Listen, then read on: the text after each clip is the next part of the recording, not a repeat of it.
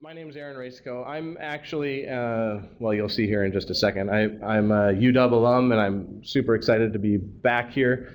My background is in computer science, but you'll see that basically I sat through one of David's talks, I don't know, a year or two ago, a year and a half ago, and this is it's all his fault, basically, what's going on. So this is hopefully this will work. This is an example of a 3D model dense point cloud that we just made, actually. I went out with Peter Coombe, who's right over there. This is the King County Brightwater wastewater treatment facility, and we went out and flew that, and so let's just get going. So my background is actually in computer science. I went to the UW for CS back in the mid-90s. And then my grad school work was actually quite a bit later in environmental science. I kind of got burned out in just I was making embedded software for things that you don't even want to know about. And kind of had my realization that I wanted to develop software that actually kind of bridged this gap between computer science, because that's kind of my passion, but focus more on something good on the environmental science side of things. And so that's what I did in my master's, and that got me into open source mapping, and that really is my focus. Now I run a consulting company. My main client is NOAA, and I do disaster response stuff. So I work on like the Deepwater Horizon oil spill, big data collection and visualization systems for disaster response. But this is completely outside the scope of my real work. This is more something that I do when my kids go to bed. I also am a fanatical bike rider. I have 2 little kids, and I live on Whidbey Island, which is a fun fact for you. So how did we get here? Well, I kind of already got into that. It's his fault. We run this open source GIS group called CUGOS. We meet once a month here locally. David comes to that, again, a year and a half ago. He came and gave a presentation and just blew us away with the work that he was doing with structure from motion. Right around the same time, Benson and these guys that he was showing up on the glacier, we call them the Google guys, a couple of them work at Google, came, and this was literally from my iPhone, that meeting. They came with this crazy quadcopter strapped to his backpack, and they flew it in the room. And we were just blown away. They had little ones, big ones, and within 2 days, I had one from Amazon at my house, and that's how it kind of all started. And really, I kind of sold it to my family as, oh, it'll be cool. We can go out and video my kids on their bikes and all that kind of stuff. But really, what I was interested in is the structure from motion stuff, because I find it fascinating. I find both the acquisition of it, but also the data processing side of it, because I'm a computer science guy. To be absolutely kind of mind-blowing.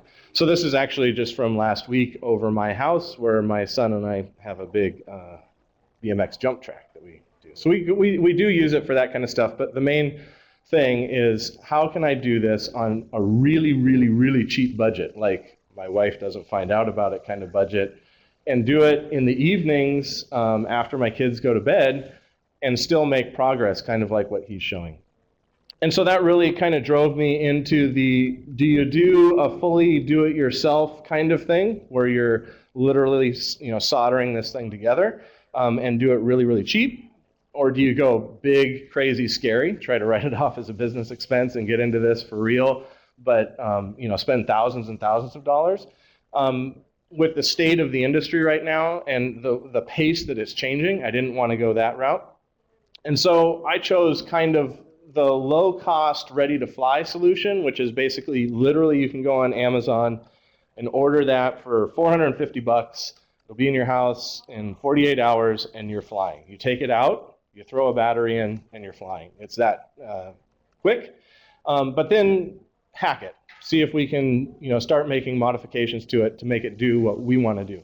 I'm not into the high-end video, which is actually where a lot of the market is, especially kind of the low-end commercial market, is really going to this high-end video production type stuff.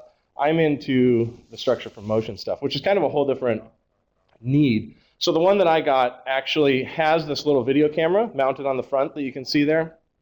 It's called the airframe is called the Phantom. This particular one is called the FC40, and again, it's about $450. Has this little 720p camera on the front, super light. For taking video of my son on the pump track, it's awesome. For stills, it's horrible. It doesn't have good resolution at all. But it came with it, and it's cheap. It provides a first-person view, so it actually hooks up to my iPhone. So you'll see here in a second, I took some video out in front of the library a little bit ago. But basically, as you're flying it, you get a first-person view over your iPhone for free, basically, with this little itsy-bitsy camera, and it barely weighs anything. So thought it was a good idea.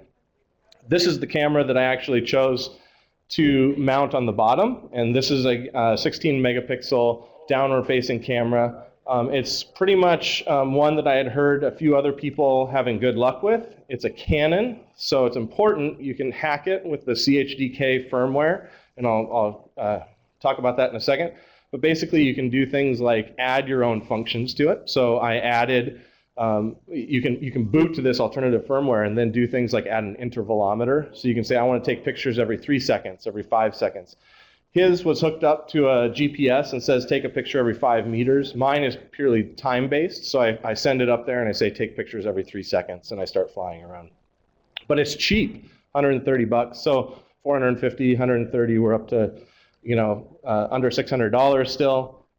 Something I added pretty recently, which is kind of taking us to the next level towards trying to get these actual DEM products out of this thing, is it's this little thing called the Flytrex data logger, and it actually just you can tear the airframe apart, plug it into the inline it with the GPS signal that goes into the flight controller, and it just has a little micro SD card in there, and it logs the GPS points. I think about 4 times a second, every 250 milliseconds. Again, $50 and an evening tearing your thing apart, and you're logging your data. The CHDK firmware is really, really well documented, and a lot of people use it. So pretty much any Canon camera can do this. So you're not limited to the one that I showed there, but pretty much if you have a Canon, you can boot to an alternative firmware. It's updated for every particular model very often. It's pretty cool. And he can tell you, he's already gone through 3 or 4 props. Prop guards are, they add a little bit of weight, but I mean, they just completely save you. And then you end up starting to buy extra batteries, because you only get, anywhere from 6 to 10 minutes, depending on what size battery and what you're carrying, the weight of your camera. So let's say 10 minutes. I'm now, I think I have 6 batteries. So I can get about an hour of flight time. So when we went out and flew the Brightwater facility, we went through all of our batteries, and we were out there for about 2 hours, had about an hour of that actual flight time. 6 complete big flights, got a lot of data. So this is what it looks like. Well, you can come up and see it, actually. The other thing that I'm playing with right now is you can just get so much of this cheap, inexpensive stuff on the web now.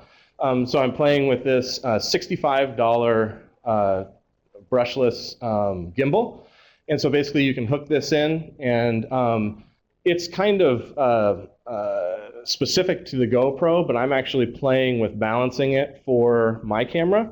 I'm not so much interested in the gimbal function to keep it level, but it has a pitch control, and my controller has an extra channel, so you can actually then control the pitch. So I'm very interested in all of my structure from motion images so far have all been straight down, right? I fly over the big Brightwater treatment facility. They were all down, 300, 400 images, all straight down. What I really wanted to be able to do is tilt that camera at a 45 or a 90-degree angle and fly around the edges to get the undersides of the pipes and all that kind of stuff.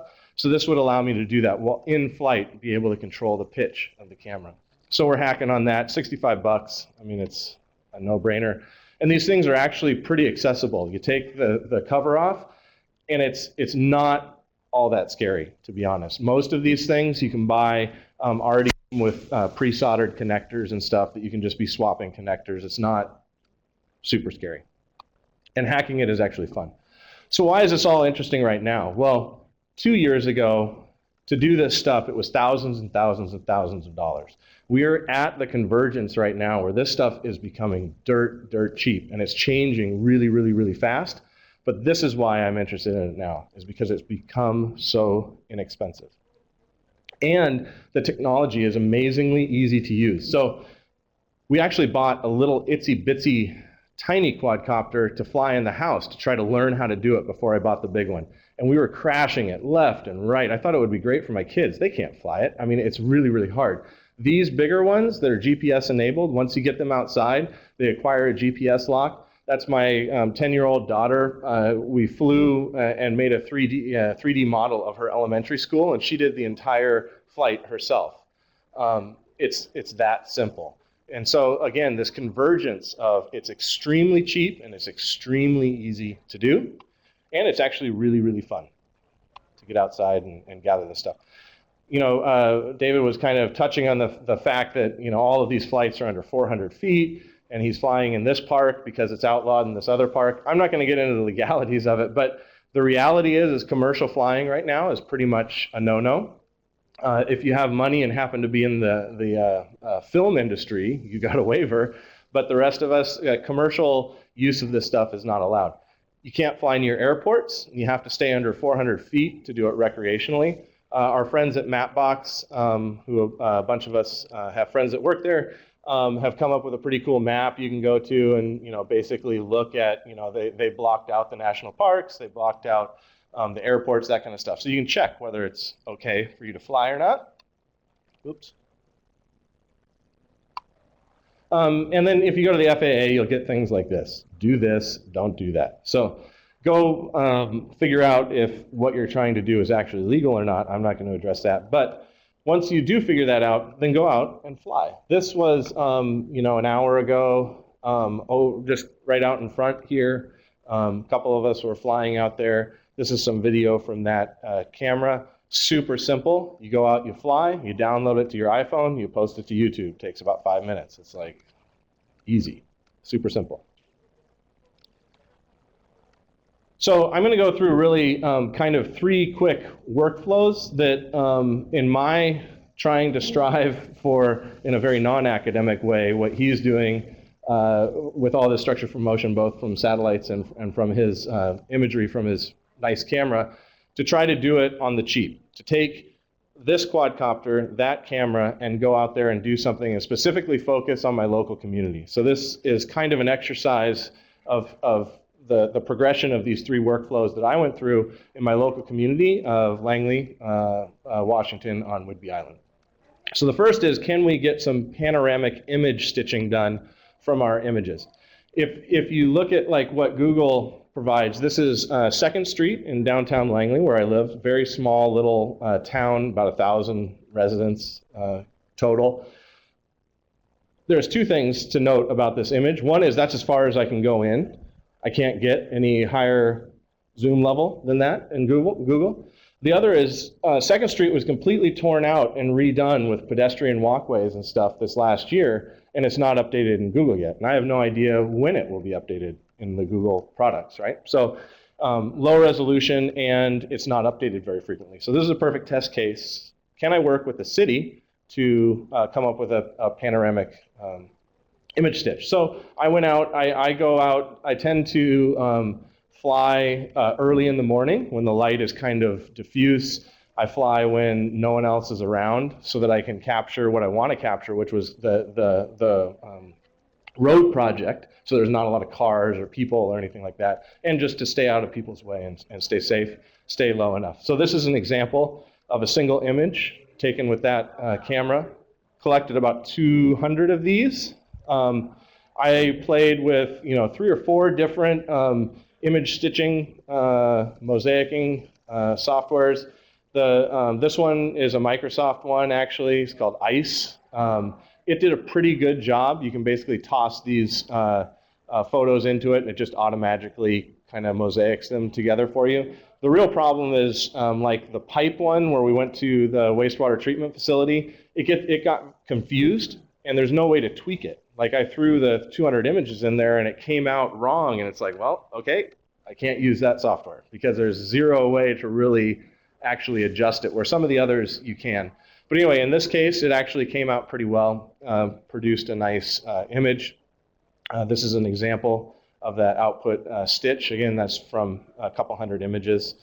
But the one that really worked really well and produces amazing image stitching is the PhotoScan software from AggiSoft. So this is actually, I got a trial version because it's fairly expensive. To just do the 3D models and the image stitching, you can actually get like a $175 copy of the software. If you want to do the DEM generation and the georeferencing, it's a couple $1,000. And I don't do this for business yet, so I just use the trial version for a month or so just to test this stuff out. But this is, again, a sparse point cloud from those 200 images of downtown Langley. And from that, you can generate orthomosaic. And this is a phenomenal image. I mean, you can zoom down into, you know, minute details on that car that's on the street. It's a very high resolution image. So that worked. I got a couple of images. The other is that I'm very into trying to figure out workflows into the OpenStreetMap community. OpenStreetMap is a wiki map of the world, basically. So you can go in there and edit street data. A lot of commercial companies are starting to base their maps on OpenStreetMap data, but it's really built around the community. There's a lot of humanitarian stuff that goes on around OpenStreetMap. And so data collection into OpenStreetMap is always an interest of mine. So can I take the data that I just produced and put it into OSM in a useful way quickly? And so that's this workflow. Basically what I did is I threw that big image stitch out of PhotoScan into QGIS, and they have a sweet little warper where you can basically pull up like a Google map or a Bing map or any other reference map that you have and start dropping ground control points between your image and the reference image, and go ahead and get a warped output. Another one that I used was Map Knitter. You can actually take chunks of the images or individual images and overlay them on a base map, stretch them, and then you can download them as well. Or they'll actually produce URL endpoints that you can plug right into OSM. But I went with the QGIS route. And then what I did is I basically, these are some command line tools. Don't get freaked out if you're not used to command line stuff. But anyway, these are just based on the GDAL and OGR open source GIS tools to basically nibble away any black around the image that was produced by QGIS, because where there was no data, it just inserted black, and I wanted transparency. So I go ahead and nibble away the black with that command, and then I chop it up into little tiles that happen to coincide with the Google tiles or Bing tiles that will be the backdrop inside of OpenStreetMap. Again, that'll just produce the tiles. I'm a huge, huge fan of Git and GitHub as a version control system, both for source code and collaboration, but also actually hosting data. So this presentation is being run off the web. This presentation is hosted on Git pages. And so I basically wrote this presentation in a little JavaScript framework and push it up there, and then I get a web accessible URL to view this presentation. What I'm doing here is I'm taking those, I'm just basically taking the tiles that I created, those image tiles, tossing them up into GitHub, and I get a URL out of GitHub to those images, to those tiles. That's cool, because then I can actually view those tiles over the web, and then I can throw them like into my own app. So here's an example of a little leaflet app that is referencing those image tiles. So basically I just went out in the morning, flew my quadcopter, gathered these images, got a big image, georeferenced it, threw it up in GitHub, and built my own app that can overlay that image. That's pretty darn cool. And then I can even directly, you can see the URL at the very bottom there is a GitHub address, and I can actually throw that address into the ID editor for OpenStreetMap and underlay my image into OpenStreetMap and start editing. So I can change the streets, the new walkways, all that kind of stuff. So I was able to gather the data in the morning, process it, and then edit OpenStreetMap that same day. That's pretty cool. All for free. All of that is hosted on GitHub for free, okay, using open source tools. The third workflow is actually where we get into what David's doing, which is how does the structure for motion stuff work? And it's actually fascinating. And so this is pretty much the similar picture to what you saw from David, which is basically loading the images. So this would be the 200 or so images, 185 images for downtown Langley that I loaded into Visual SFM. So there's basically two products. One, the open source side, is a product called Visual SFM, originally developed, I believe, here at the UW. And then the other is AggieSoft PhotoScan. There's another one called Pix4D, and there's quite a few others coming on the scene. So there's lots of alternatives. This one is a purely open source one, and you'll see later is being leveraged in another open source effort to kind of package all this stuff up. But anyway, loads all those up, basically looks for features inside of each image, features like points, lines, polygons, edges, and then it goes through each image to every other image and tries to do matching. It tries to match those features. It's looking for that overlap between like images. And here, these are an image above and an image below, both of the same street. And you can see that it picks up a lot of cruft around the edges, but then you can actually just apply a filter to get rid of that stuff. And this is what you're left with, which is actually the matches. And you can see, like, the edge of this parking strip here is getting matched to that one. Right? So this all happens automatically behind the scenes. So you get your feature detection, you get your matching. Once it's able to find the matches, it can basically extrapolate backwards to find out where those images would have had to have been in 3D space in order for that to work out, in order for the warping of the features to line up. And that's where you get stuff like this, which is basically those matches at the bottom become this sparse point cloud, but up above is basically the location of where all those images were taken in 3D space. I mean, if this doesn't blow your mind, that you can do this with a commodity camera and a $400 quadcopter, and you just dump these 200 images into the software, and it can extrapolate that. It can find out in 3D space where every single one of those was taken and where those matches happen. It's amazing. And then you can generate dense point clouds from that. And then once you have your point clouds, you can throw it into other software, things like MeshLab, which deals with point clouds. You can clean them up. You can throw surfaces over them, texture map them, all that kind of stuff. That, again, is kind of the open source side of things. The non-open source side, the PhotoScan by AggieSoft, does pretty much almost the same thing. So once you've done it with one, you'll see the same process going on over here. But over here, it's literally step 1, step 2, step 3, like 3 buttons, and then it's just done. It's just like magic. It happens. They've pretty much packaged it all up in a really, really easy to use piece of software. But here you can see the same thing, where those little squares and the rectangles in the air are the image locations, and your sparse point cloud below. But the amazing thing is when you get into the dense point cloud and then the texture mapping inside of the AggieSoft stuff, it's mind-blowing how good it is. So that's a dense point cloud. Again, this is just off of 200 images out of a commodity camera, and you can basically generate these 3D models that you can spin around, similar to that one that I showed at the beginning with the pipes. Fabulous stuff. So some more examples. This is us, Peter and crew, out at the Brightwater treatment plant, flying all of those piping systems. And a really, really cool data set, because most of the other stuff has either been looking at bare land or trees or land cover type stuff, or urban or semi-urban areas like downtown Langley. But this is like a truly complex system. And so this is actually that Flytrex data logger showing our flight paths as we were trying to go multiple directions, multiple orientations of the camera, multiple levels. So this is actually using a couple of batteries. You can see we touched down a couple of times there, and flying this piping system.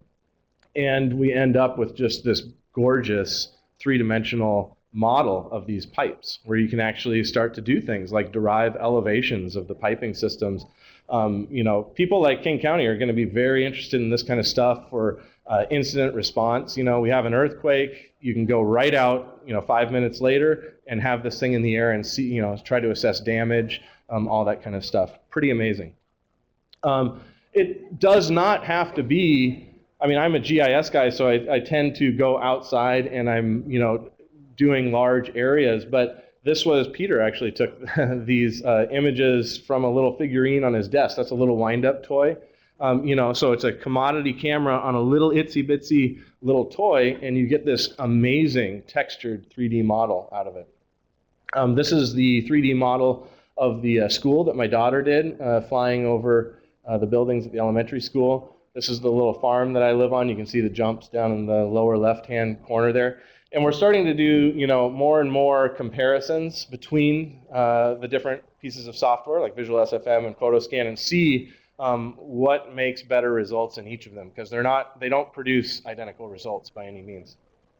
And the future really is kind of into these, in stuff that I'm dealing with, is in these three areas. And the first is the automation. There's a guy, Stephen Mather, who has started this project called Open Drone Map, which is basically taking the pipeline behind Visual SFM, the open source side of things, and make it into a easily deployable server-side package. And the really cool thing is, instead of running this on your little laptop or whatever, I can start to deploy this on servers. So I have a rack of servers in my basement, and I can keep them really, really, really busy. And things go much, much, much faster.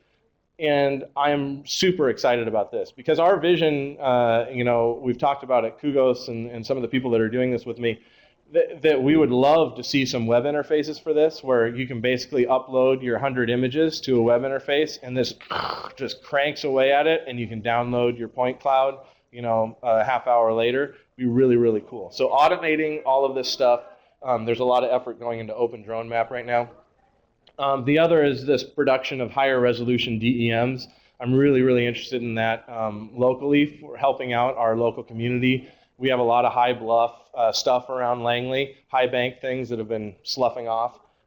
They're super interested in getting some high resolution DEMs and change detection over time, like what David's talking about.